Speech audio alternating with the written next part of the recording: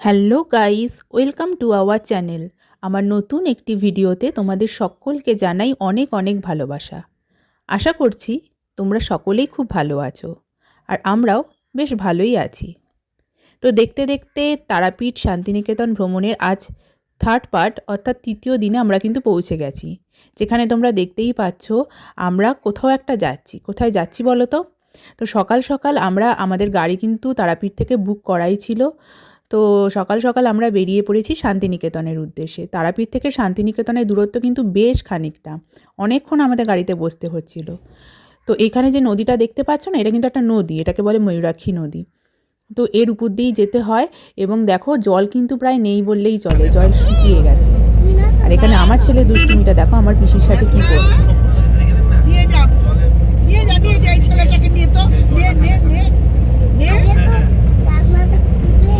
না না আমি খুলছি না তো ভয়ে তো ঝট করে হাত বাড়িয়ে দেবে। ভ্যাকনা ভ্যাকনা। শান্তিনিকেতন যাওয়ার পথে প্রথমেই যেটা আমাদের প্রথম স্পট, সেটা হলো আমাদের ছোট নদী চলে আঁকে বাঁকে, বৈশাখ মাসে তার হাঁটু জল থাকে, সেই বিখ্যাত রবীন্দ্রনাথ ঠাকুরের কোপাই নদী। আমার দেখার এই শান্তিনিকেতন আমার সত্যি খুব পছন্দের একটা জায়গা। তোমাদের বলে বোঝাতে পারবো না আমি কতদিন ধরে এখানে আসার ইচ্ছা ছিল।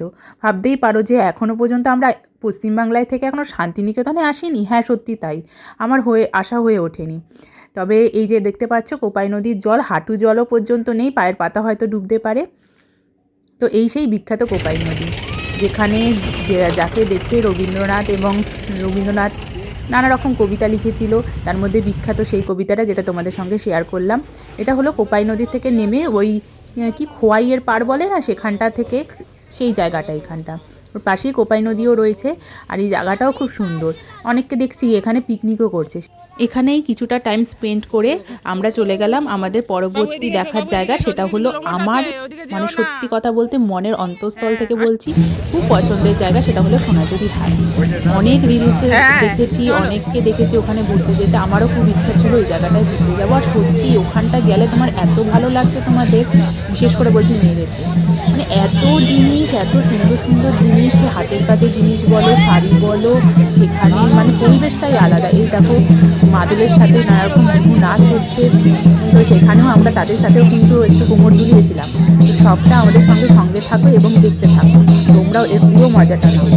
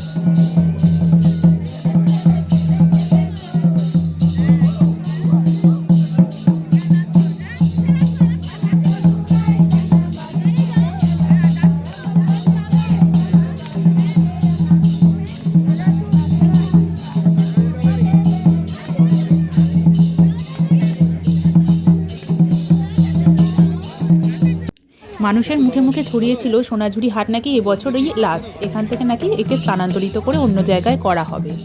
তো এনারা যেখানে আছে যারা ব্যবসা করছে, এখানে জিনিসপত্র বিক্রি করছে, তাদের থেকেই আমরা জানলাম যে না, এরকম নাকি প্রতি বছরই এরকম ঘটনা ঘটে থাকে, এই কথা ওঠে, কিন্তু শেষমেশ সেটা আর হয় না। যাই হোক, না হওয়াটাই ভালো, যেটা চিরাচরিতভাবে হয়ে এসেছে, যেখানে যেই জিনিসটা এই সোনাঝুরির হাটটা যেখানে আছে সেখানে থাকাই ভালো। এবং অনেক মানুষের রুজি রোজগার জীবিকা এর মধ্যে কিন্তু এদের উপরই নির্ভর করে রয়েছে। এখানে দেখো সুন্দর সুন্দর কত সুন্দর হাতের ব্যাগ রয়েছে, কাপড় রয়েছে, কাপড়গুলো খুব সুন্দর। তারপরে কুর্তি রয়েছে, নানা রকম হাতের কানের গলার রয়েছে, ব্যাগ রয়েছে, এবং রবীন্দ্রনাথ ঠাকুরের জায়গা সেখানে তো বললে হবে না। রবীন্দ্রনাথ ঠাকুরের নানান রকমের ফটো ফ্রেম রয়েছে, নানান রকমের মূর্তি রয়েছে, যেটা তোমার ইচ্ছা হবে তুমি সেটা নিতে পারো। তবে হ্যাঁ, অবশ্যই দাম দর করে নিতে হবে, দাম ওরা কিন্তু অনেকটাই প্রায় বাড়িয়ে রাখে, তো দাম দর করে অবশ্যই তোমরা নেবে।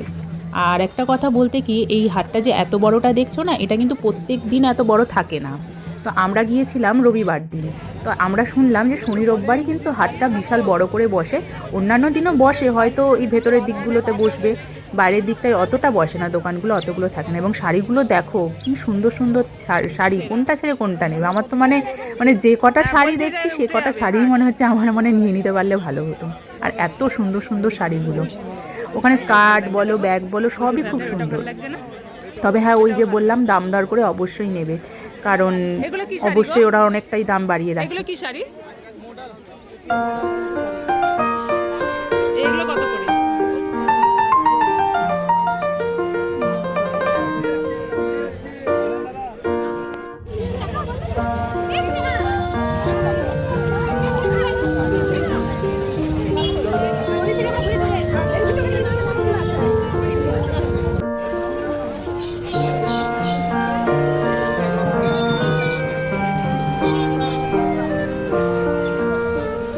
হ্যাঁ,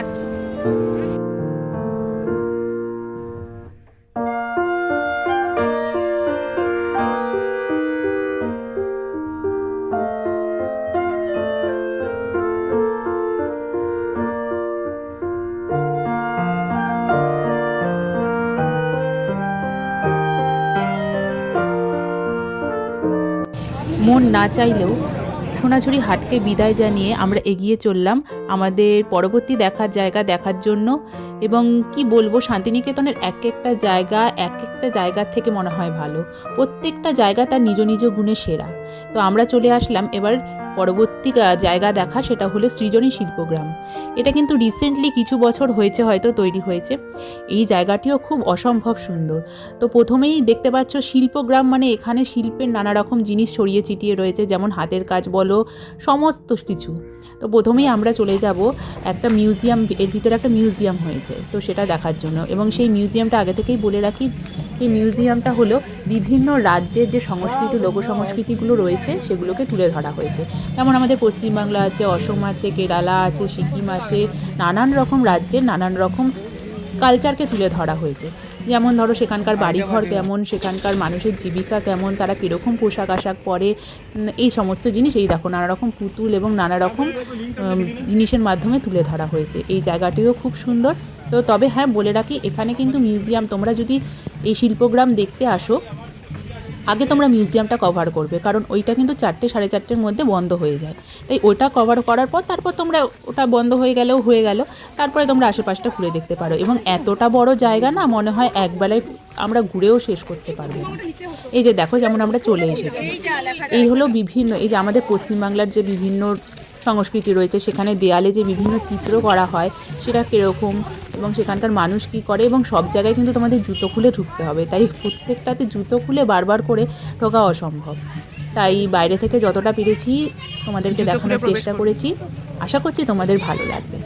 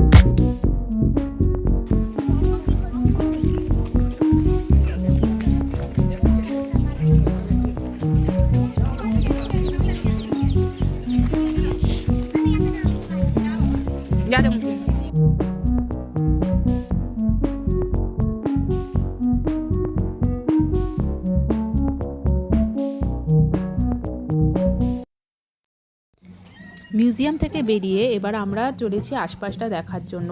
কত দেখবে বলো, প্রত্যেকটা জায়গা সুন্দর, কি বলছি তোমাদেরকে।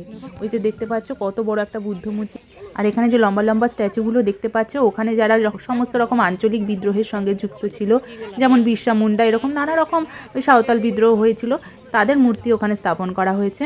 আর এখানে একটা কথা বলছি, এখানে একটা বড় স্টেজও করে রাখা হয়েছে, বিশাল বড় স্টেজ।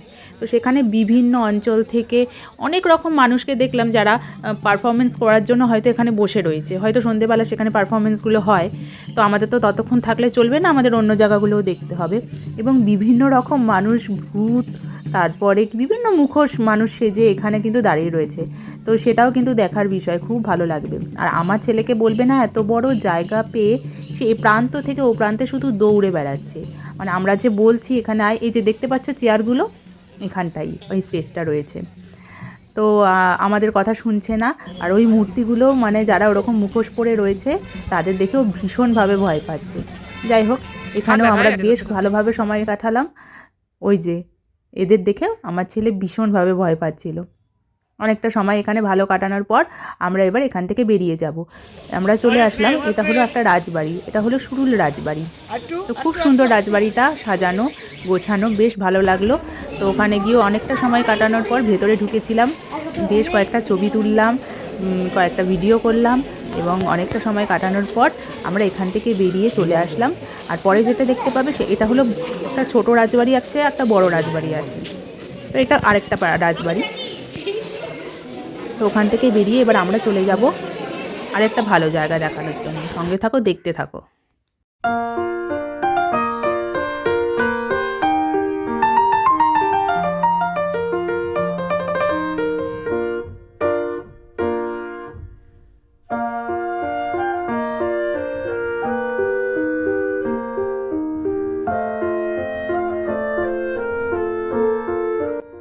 নেক্সট আমরা যেখানে চলে আসলাম, এটা হলো কঙ্কালীতলা।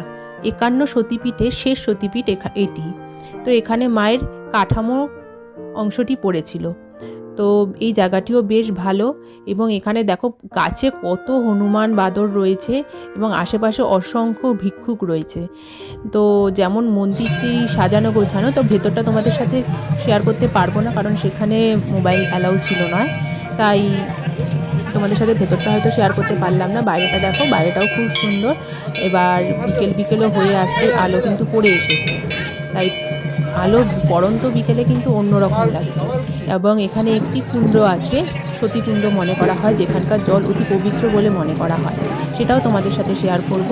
এবং আশপাশটা তোমরা দেখে নাও কতটা সুন্দর। সঙ্গে তো রয়েছেই সেই বিখ্যাত বাউল গান। সঙ্গে থাকো, দেখতে থাকো।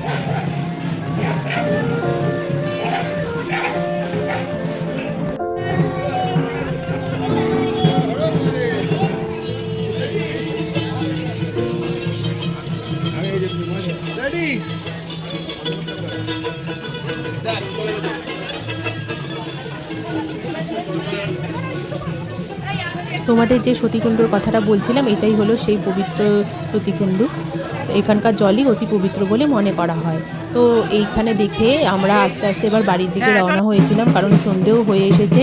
আর ওখানে জানোই তো একটু গ্রাম এলাকা, সন্ধে হলেই চারিদিকে পুরো অন্ধকার হয়ে যায়, তাই গাড়ি নিয়ে যাওয়াটাও মুশকিল। তাই এই বাউল গানের সাথেই আজ আমি আমার ভিডিওটি শেষ করলাম। আশা করছি ভিডিওটি তোমাদের ভালো লাগলে অবশ্যই লাইক করে দিও, শেয়ার করে দিও, আর কমেন্ট করে জানিও কেমন লাগলো। দেখা হচ্ছে অন্য ভিডিওতে। ততদিনের জন্য সকলে ভালো থেকো, সুস্থ থেকো।